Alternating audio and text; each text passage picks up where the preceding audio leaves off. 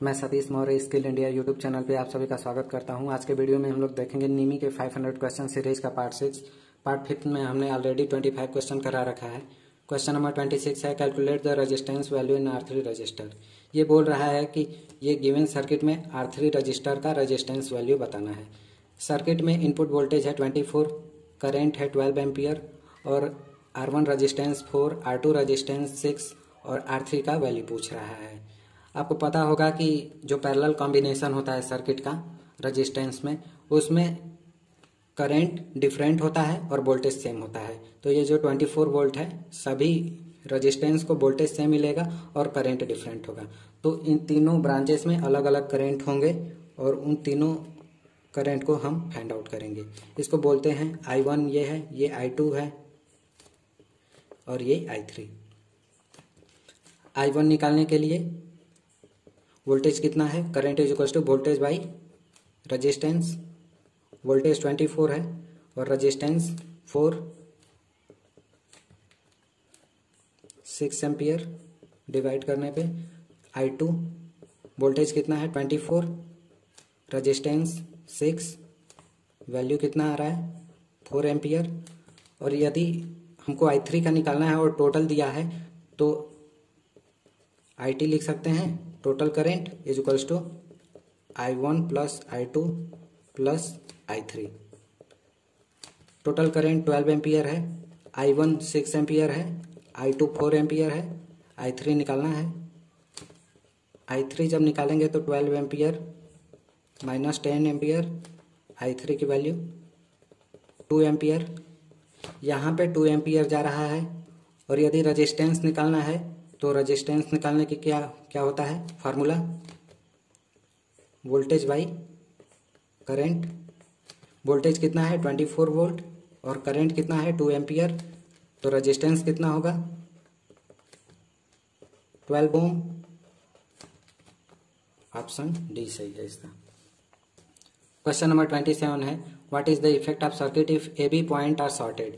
ये बोल रहा है कि ये जो गिवन सर्किट है इसमें पैरेलल में 3 रजिस्टर लगे हुए हैं, R1, R2 और R3। ये बोल रहा है कि सप्लाई के साथ इसको यदि इन टर्मिनल पे शॉर्ट कर दिया जाएगा तो क्या इफेक्ट हमको देखने को मिलेगा। यहाँ पे देखिए फर्स्ट ऑप्शन है सर्किट रेजिस्टेंस विल बी 0। अब देखिए यदि क्या होता है, रेजिस्टेंस करंट का अपोज करता है और यदि करंट इधर आएगा और यदि इधर आएगा और इधर आएगा तो ये रोकेगा रेजिस्टेंस करंट को। और यदि करंट इधर जाएगा तो यहाँ पे कोई रेजिस्टेंस नहीं लगा हुआ है तो यहाँ पे इजीली करंट फ्लो होगा। तो इस केस में क्या होगा, करंट सारा इधर से आकर के इधर की तरफ बढ़ जाएगा, इधर कोई भी सप्लाई नहीं जाएगा, कोई भी करंट नहीं जाएगा। तो सर्किट का रेजिस्टेंस क्या होगा 0 हो जाएगा, क्योंकि ये एज ए कंडक्टर बिहेव करेगा और कंडक्टर का कितना होगा रेजिस्टेंस बहुत ही कम होगा। रेजिस्टेंस 0 होने के निग्लिजिबल होने के कारण उसको 0 भी कह सकते हैं। ऑप्शन नंबर ए सही है। क्वेश्चन नंबर 28 है, what is the name of the register if its resistance value increases with increase in temperature. ये बोल रहा है कि उस रेजिस्टेंस का नाम बताइए जो कि टेम्परेचर बढ़ने के साथ उसकी रेजिस्टेंस वैल्यू भी बढ़ता है। तो मैंने आपको पहले भी पढ़ाया है कि रेजिस्टेंस 2 प्रकार का होता है, एक वेरिएबल रेजिस्टेंस होता है और एक फिक्स रेजिस्टेंस। फिक्स रेजिस्टेंस में कई प्रकार के होते हैं, लेकिन एक कॉमनली मैंने आपको पढ़ाया है कार्बन रेजिस्टेंस। कार्बन रेजिस्टेंस का वैल्यू फिक्स होता है और जो वेरिएबल रेजिस्टेंस होते हैं जैसे कि wire bound resistance, varistor, sensistor, thermistor और light dependent resistor. Light dependent resistor क्या होता है, जैसे लाइट की इंटेंसिटी घटती बढ़ती है तो उस समय रेजिस्टेंस की भी वैल्यू घटती बढ़ती है। थर्मिस्टर यूज किया जाता है इसी केस में। और सेंसिस्टर क्या करता है, सेंसिस्टर होता है जैसे ही टेम्परेचर बढ़ता है तो रेजिस्टेंस की भी वैल्यू बढ़ती है। और वेरिस्टर कहाँ यूज किया जाता है, सर्किट ब्रेकर में आर्क क्वेंचिंग के लिए। तो इसका ऑप्शन है बी सही, सेंसिस्टर। क्वेश्चन नंबर 29 है, what is the formula for quantity of electricity. Quantity of electricity को Q से डिनोट करते हैं, जो कि चार्ज होता है। चार्ज इज इक्वल्स टू क्या होता है IT। यहाँ पे IT है, IT का मतलब I करंट और T टाइम डिनोट कर रहा है। तो ऑप्शन नंबर ए सही है, current into time. Question number 30 है, what is the unit of conductance. Conductance चालकता आपको बोलते हैं हिंदी में, और कंडक्टेंस का जो यूनिट होता है वो महो होता है। यहाँ पे ओम रजिस्टेंस का है यूनिट और ओम मीटर रजिस्टिविटी का। क्वेश्चन नंबर 31 है which one define the change in resistance in ohm पर डिग्री सेंटीग्रेड। ये बोल रहा है कि यदि रजिस्टेंस की वैल्यू बढ़ती है टेम्परेचर बढ़ाने पे तो उसको कौन सा नियम बोलते हैं, कौन सा उसको नियम बोलते हैं। तो टेम्परेचर कांस्टेंट बोलते हैं, टेम्परेचर कोएफिशिएंट सॉरी, और उसका फार्मूला होता है RT is equals to R0 1 plus alpha T, जहां पे RT क्या होता है, टाइम के साथ जो चेंज होता है रेजिस्टेंस वो वैल्यू, और इनिशियल रेजिस्टेंस जो होता है 0 टाइम पे वो ये होता है, और 1 कांस्टेंट है। अल्फा जो होता है टेम्परेचर कोएफिशिएंट शो करता है, T टाइम है। क्वेश्चन नंबर 32 है which type of meter is used to test polarity of battery. ये पूछ रहा है कि वोल्ट मीटर के द्वारा चेक करते हैं वोल्टेज बैटरी का, और उसमें कौन सा, आपको पता तो हो गया है कि वोल्टेज चेक करने के लिए वोल्ट मीटर यूज करते हैं, लेकिन यहाँ देखिए ऑप्शन में दिया है मूविंग कॉइल वोल्ट मीटर और एक दिया है मूविंग आयरन वोल्ट मीटर। तो इन दोनों में डिफरेंस क्या है, मूविंग कॉइल जो होता है मीटर वो डीसी सप्लाई को चेक करने के लिए यूज किया जाता है, जबकि मूविंग आयरन एसी सप्लाई को चेक करने के लिए यूज किया जाता है। तो इसका ऑप्शन नंबर 20 सही है। क्वेश्चन नंबर 33 है what is the voltage drop in register R2 in series circuit. ये बोल रहा है कि ये 50 वोल्ट सप्लाई दिया जा रहा है किसी सर्किट में, और उस सर्किट के सीरीज में 4 रजिस्टेंस लगे हुए हैं R1 R2 R3 और R4, जिसकी वैल्यू है R1 100 ओम, R2 की वैल्यू 200 ओम, R3 की 300 ओम और R4 की 400 ओम। तो इसमें पूछ रहा है कि सर्किट के R2 रजिस्टेंस में कितना वोल्टेज ड्रॉप होगा। आपको सीरीज और पैरेलल कॉम्बिनेशन में, पैरेलल में तो मैंने आपको बता दिया है इससे पहले वाले क्वेश्चन में कि पैरेलल में वोल्टेज सेम होता है और करंट डिफरेंट होता है, लेकिन सीरीज सर्किट में क्या होता है, करंट सेम होता है, पूरे सर्किट में करंट सेम होता है और वोल्टेज ड्रॉप डिफरेंट होता है, क्योंकि सभी रजिस्टर के अक्रॉस अलग अलग वोल्टेज ड्रॉप होता है, वोल्टेज डिफरेंट। तो आइए यहाँ पे फाइंड आउट करते हैं कि ये जो पूछ रहा है R2 रजिस्टेंस के अक्रॉस कितना वोल्टेज ड्रॉप होगा।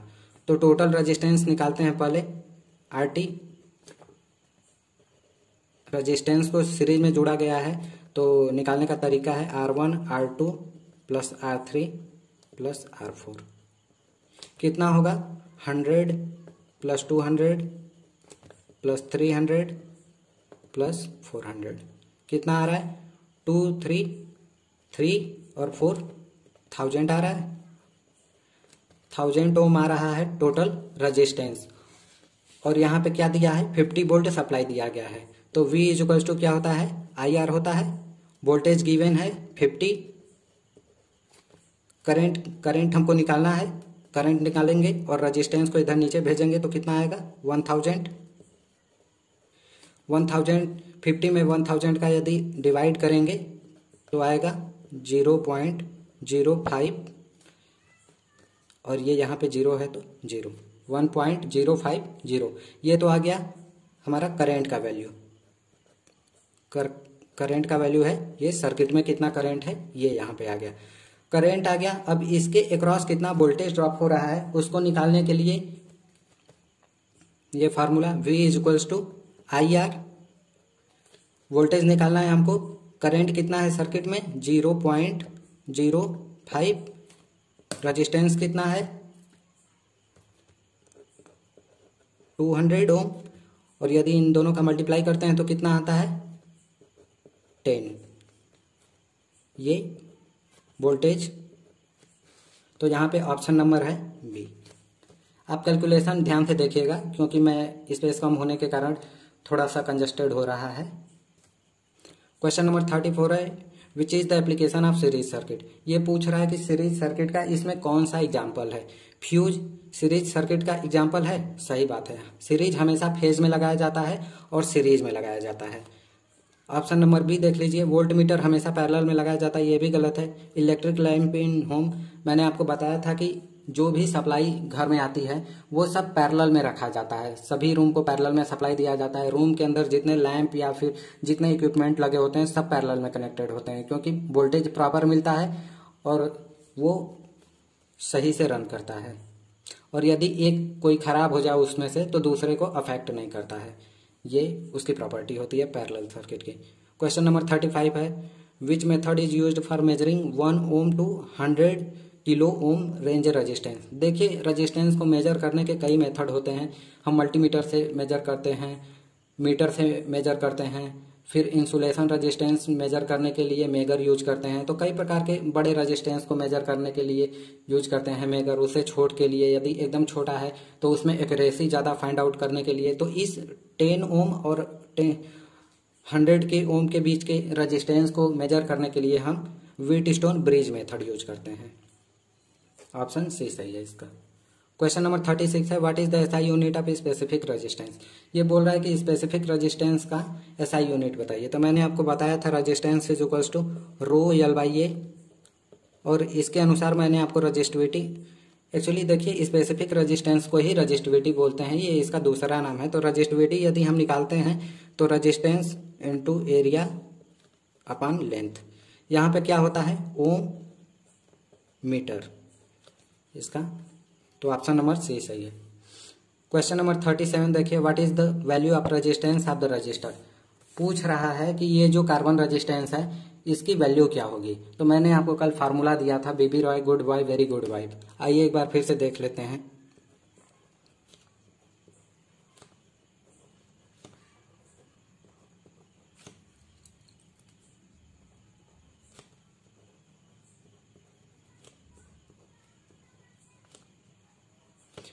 इसको नंबरिंग भी करते हैं, 0 1 2 3 4 5 6 7 8 एंड 9। ये आप याद रखिएगा। कार्बन रेजिस्टेंस को निकालने के लिए ये बहुत ही इंपॉर्टेंट होता है। यहाँ पे जो फोर्थ वाली पट्टी होती है ये बताता है कि कितना एरर हो सकता है इस रेजिस्टेंस के अंदर। प्लस भी हो सकता है वो एरर, माइनस में भी एरर हो सकता है। आइए हम सबसे पहले इसका फाइंड आउट करते हैं कि इसका वैल्यू क्या है। यहाँ पे देखिए दिया है ऑरेंज। ऑरेंज कलर का क्या वैल्यू होता है, यहाँ पे देखिए ऑरेंज कलर का 3, यहाँ पे 3 मैच करिए। तीनों में, चारों ऑप्शन में 3 दिखाई दे रहा है। अब हमको आगे बढ़ना होगा। सेकंड वाला है ऑरेंज ही, सेकंड वाला भी है ऑरेंज है, तो इसका भी 3 ही वैल्यू होगा। यहाँ पे देखिए चारों ऑप्शन में 3 दिखाई दे रहा है। तो फिर हमको आगे बढ़ना होगा। यहाँ आइए, रेड है और ये मल्टीप्लायर होता है। ये तो सिंपली हम लिख लेते हैं डिजिट में, और ये इसका 10 टू द पावर मल्टीप्लायर में होता है। तो इसकी वैल्यू देखिए, रेड की वैल्यू क्या है 0, यहाँ पे रेड की वैल्यू है 2। जब यहाँ पे रेड की वैल्यू 2 है तो 10 टू द पावर 2 यदि करते हैं तो कितना आता है 100। और यदि 100 का मल्टीप्लाई करेंगे किसी नंबर में तो देखिए यहाँ पे 3 तो ऑलरेडी था। इन 100 का यदि मल्टीप्लाई कर रहे हैं तो 3300 हो जा रहा है। और यहाँ पे प्लस माइनस करके ये सिल्वर कलर है। मैंने आपको बताया था कि गोल्ड होगा तो 5% का होगा, सिल्वर होगा तो 10% का होगा, और यदि यहाँ पे कोई कलर नहीं शो होगा तो वहाँ पे 20% का एरर होगा। तो यहाँ पे ये ऑप्शन नंबर 20 सही है। क्वेश्चन नंबर 38 देखिए, what is the purpose of the shunt resistor R2 used in series type ohm meter circuit. बोल रहा है कि सर्किट में ये जो वेरिएबल रजिस्टर लगा हुआ है R2, इसका क्या काम होता है मीटर के लिए। तो ये क्या करता है, to adjust the zero position of the pointer. ये जो पॉइंटर होता है मीटर का उसको एडजस्ट करने के लिए कभी कभी रीडिंग में एरर आ जाता है, तो उसको इंटरनली इस रेजिस्टेंस को आगे पीछे बढ़ा करके, कम ज़्यादा करके हम इस मीटर के स्केल को सही जगह ला सकते हैं। इसमें एरर कम हो जाएगा या 0% एरर हो जाएगा। तो ये ऑप्शन नंबर सी सही है, to adjust zero position of the pointer. Question number 39 है, which electrical quantity affect the heat generated in conductor. बोल रहा है कि कौन सी ऐसी क्वांटिटी है जो कि कंडक्टर में हीट जनरेट को प्रभावित करती है। तो देखिए हीट जनरेट क्या होता है कंडक्टर में। यदि हीट जनरेट देखेंगे तो पावर इज इक्वल्स टू क्या होता है, यदि कोई हमारा इक्विपमेंट है वो चल रहा है तो वो कुछ ना कुछ पावर कंज्यूम करेगा। पावर की फार्मूला क्या होता है पावर का, I²R। यहाँ पे I²R जब फार्मूला है पावर का, तो I क्या होता है, ये अफेक्ट करता है। ये तो करंट आपको पता है कि जब भी किसी भी कंडक्टर में करंट जब जाता है तो जितना हेवी करंट होता है, जितना ज़्यादा करंट होता है उतना ही ज़्यादा हीट प्रोड्यूस होता है उस कंडक्टर में। यदि कंडक्टर पतला होता है और उसमें ज़्यादा करंट हम फ्लो कराते हैं तो कंडक्टर मेल्ट कर जाता है, कंडक्टर बर्न हो जाता है, जो कि फ्यूज में इसे पतले तार को यूज किया जाता है ताकि रेटेड करंट से ज़्यादा करंट यदि कैरी करे तो वो ब्लो हो जाता है फ्यूज। कंडक्टर के केस में भी यही होता है। ये जो आई स्क्वायर होता है कंडक्टर में, ये हीट जनरेट करता है। तो यहाँ से ऑप्शन नंबर बी सही है। Square of the current responsible होता है कंडक्टर के हीट के लिए। क्वेश्चन नंबर 40 है, what is the change in the value of the resistance of the conductor if it's cross section area is double. ये बोल रहा है कि कोई कंडक्टर है, यदि उसका क्रॉस सेक्शन एरिया डबल कर दिया जाता है, मान लीजिए ये कोई एक कंडक्टर है, इसका क्रॉस सेक्शन एरिया डबल कर दिया जाता है, तो उसके रेजिस्टेंस पे उसका क्या इफेक्ट होगा। यहाँ पे देखिए रेजिस्टेंस के केस में मैंने आपको फार्मूला बताया था, जो कि कंडक्टर लेंथ और एरिया के बीच में रिलेशन स्टेब्लिश करता है। Resistance is equals to rho L by A. यहाँ पे लेंथ का तो कोई कॉन्सेप्ट नहीं दिया है कि कंडक्टर का लेंथ बढ़ रहा है तो रेजिस्टेंस पे क्या इफेक्ट पड़ रहा है। ये बोल रहा है कि cross section area. Cross section area का मतलब होता है वो एरिया की बात कर रहा है। ये जो एरिया है, तो एरिया जब बढ़ाते हैं, डबल करते हैं, एरिया क्या होगा, पाई आर स्क्वायर। यहाँ पे पाई आर स्क्वायर जब एरिया होगा, और एरिया को जब हम डबल करते हैं, इस एरिया को हम डबल कर रहे हैं, तो क्या इफेक्ट पड़ेगा रेजिस्टेंस पे। रेजिस्टेंस क्या हो जाएगा, यदि ये वैल्यू नीचे है और लेंथ के नीचे है, और रेजिस्टेंस इधर का वैल्यू है, रजिस्टिविटी ऊपर है और एरिया नीचे है, जब ये जितना भी वैल्यू होगा लेंथ का और रजिस्टिविटी का, एरिया यदि बढ़ेगा तो ये क्वांटिटी कम होगा। यदि ये 4 होगा और यदि ये 1 होगा, तो यहाँ पे 4 वैल्यू फाइंड आउट होगा। यहाँ पे 4 है, यहाँ पे 2 एरिया हो जाएगा, 2 टाइम्स बढ़ जाएगा एरिया, तो इसकी वैल्यू 2 आ जाएगी। यदि इसका वैल्यू 2 आएगा तो रेजिस्टेंस पे क्या इफेक्ट पड़ रहा है, रेजिस्टेंस 2 टाइम्स कम हो जा रहा है। तो यही दिया है यहाँ पे कि कंडक्टर जब बढ़ा दिया जाता है उसका एरिया 2 गुना, तो रेजिस्टेंस क्या होता है, 2 गुना कम हो जाता है। क्वेश्चन नंबर 41 है, calculate the voltage drop across the register R4 in the circuit. ये बोल रहा है कि ये कोई सर्किट है जिसमें 220 वोल्ट सप्लाई दिया जा रहा है और इसमें रेजिस्टेंस लगा हुआ है। अब रेजिस्टेंस की वैल्यू हमको प्रॉपर दिखाई नहीं दे रहा है कि कितना कितना है, 36 है, 40 है, ये हमको दिखाई नहीं दे रहा है प्रॉपर। इस वीडियो का हम आपको इस क्वेश्चन को आगे हम बताएंगे, आगे नोट करके। क्वेश्चन नंबर 42 देखिए, what is the resistance of light dependent register if it's intensity of light increase. पहले के क्वेश्चन में मैंने आपको बताया था कि एलडीआर जो होता है वो वेरिएबल रजिस्टर होता है, और वेरिएबल रजिस्टर होता है तो अब आपको इसमें ये बताना है कि यदि लाइट की इंटेंसिटी बढ़ती है तो उसके रजिस्टेंस पे एक्चुअल में क्या इफेक्ट पड़ता है। तो यहाँ पे देख लीजिए, रजिस्टेंस यदि एलडीआर का इंटेंसिटी बढ़ रहा है लाइट के केस में, यदि एलडीआर पे ज़्यादा प्रकाश डाला जा रहा है तो उसका रजिस्टेंस कम होगा, और यदि लाइट कम होगा तो रजिस्टेंस उसका बढ़ेगा। क्वेश्चन नंबर 43 है, which formula is used to calculate the power of DC circuit. पूछ रहा है कि डीसी सर्किट में पावर कैलकुलेट करने के लिए क्या फार्मूला होता है। तो डीसी सर्किट में पावर कैलकुलेट करने के लिए P is equals to V into I. देखिए वोल्टेज इंटू करेंट दिया है, ये यहाँ पे करेंट इंटू वोल्टेज दिया है। देखिए यहाँ पे टाइम का कोई केस नहीं है, वोल्टेज इंटू करेंट है, पावर इज इक्वल्स टू यहाँ पे करेंट इंटू वोल्टेज दिया है। ऑप्शन नंबर बी सही है। क्वेश्चन 44 देखिए, calculate the hot resistance of 200 watt by 250 volt rated lamp.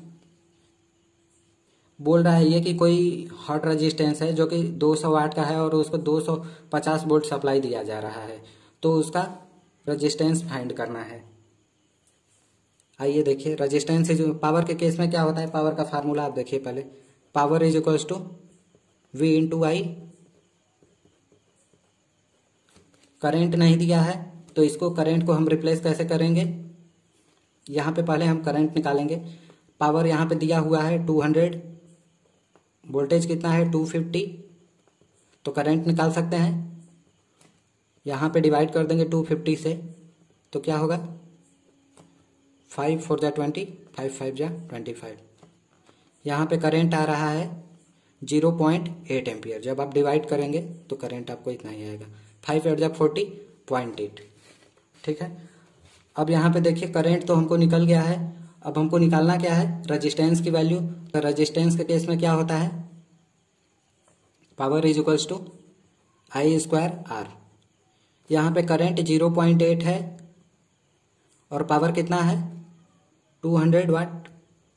तो यहाँ पे जब हम निकालेंगे करंट यहाँ पे रजिस्टेंस जब निकालेंगे तो इसका स्क्वायर करेंगे तो कितना आएगा, 8 का स्क्वायर 64 और यहाँ पे 0.64 आ जाएगा इसका वैल्यू।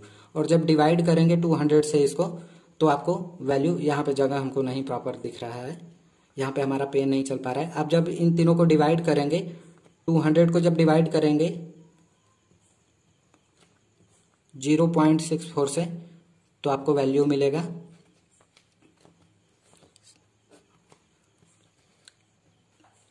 312.5 ओम। रेजिस्टेंस की यूनिट होती है ओम में।